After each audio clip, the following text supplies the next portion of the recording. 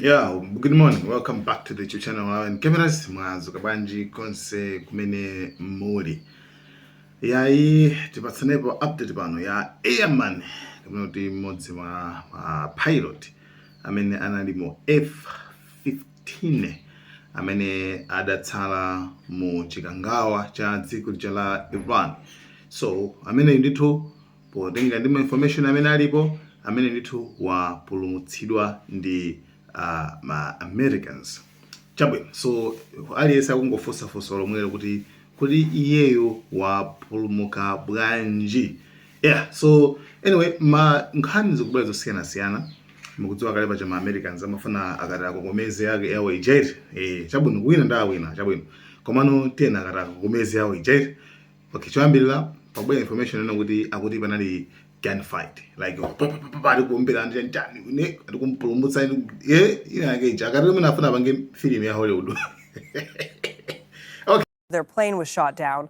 John Hendren joins us now on the line from Washington, D.C. John, what more can you tell us? Well, we were told by the U.S. government source that overnight in Iran, a missing crew member of the downed F-15 has been located, and there was a rescue effort, but there was a fierce firefight. Okay, mwe wose mutendike no kwamene information ambe ameneyo imene makamaka njira ku Washington. Komanso information ina pa Fox News awana kuti nkhani ndione kuti panabwera akuti deceptions campaign anabwesa chinyengo, right, like anafalisa nkhani yabodza kuyani kucha kuti like news out basi wapezeka mpeza makuti, so mini kona uzira anthu akuyaranja anasiya kutani anasiya kusakasaka munthu uja kena kumunthu pena abeka location kena konkurani kudzamutenga. This whole happened. A few Fox News report has emerged. Now, what it suggests is that prior to locating the weapon system officer and the U.S. militaries had, of course, this daring rescue had taken place, the CIA had first launched a deceptions campaign. It spread the word inside Iran that U.S. forces had already found him and were moving him on the ground for exfiltration.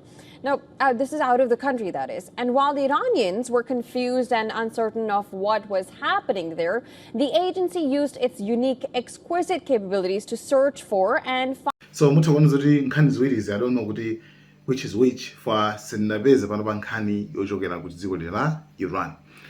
Koma munkhani inaso ndiyona kuti pamene amasakasaka apa ndegeso imodzi yagwetsedwa ku dera lija la Isfahan.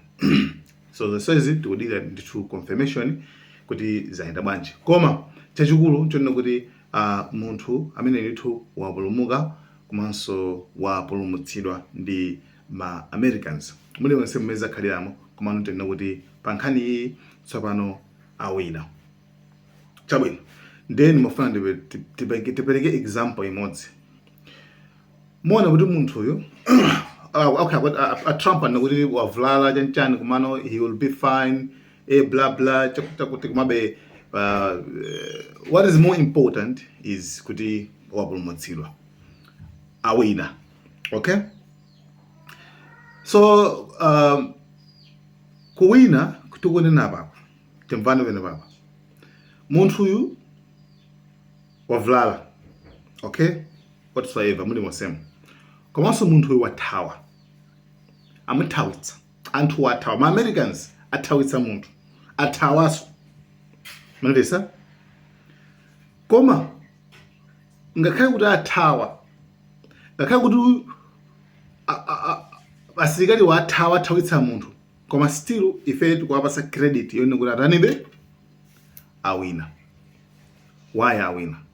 Anthu athawa momwe amene kupita ngati anthu omenya ngati dziko losala basi amene kungurumiza anthu ukabanga nkhono meja ukamenya koma chite kuthawa anthu omenya kwambiriwo koma ifeti kuti awina chifukwa chani?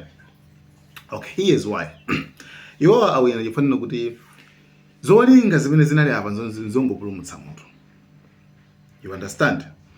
Uku sanapitire kani? Sanapitire like kuti akamenyane koma makapulumutsa munthu uyu apulumutsa moyo wake munthu uyo amafuna apulumuke akhale kuti wapulumutsidwa.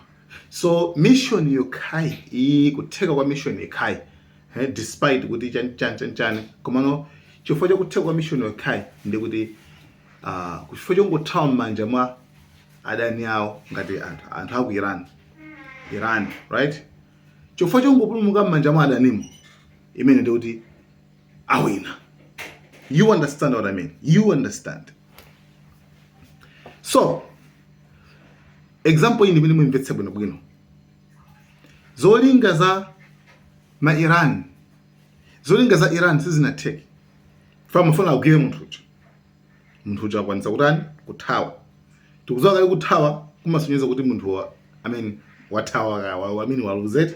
Koma in this case sikuthandiza kuti waluze yayi. Zithandiza kuti akupanga hinda akuletsa kuti china chake chisachitike kuchokera m'manja mwa adani awo.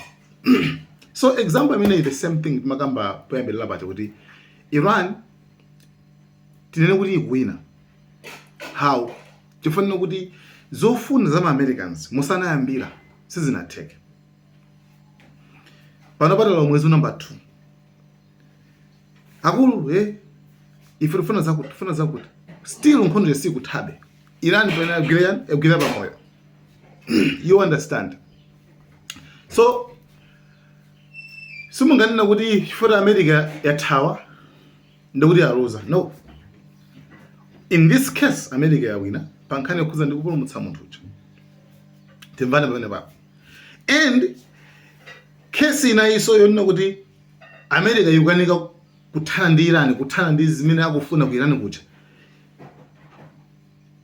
Ndikuti Iran so ikuwinaso. Winning by not losing. Kuwina posaluza. Tikavomera kuwina uku kwa uyu tivomereso kuwina kwa uku. Simple. So anyway guys, nkhani iyo ndimene ndithu and tikupasaniso ndithu ma update otsatira pa nkhani yokhuzana ndi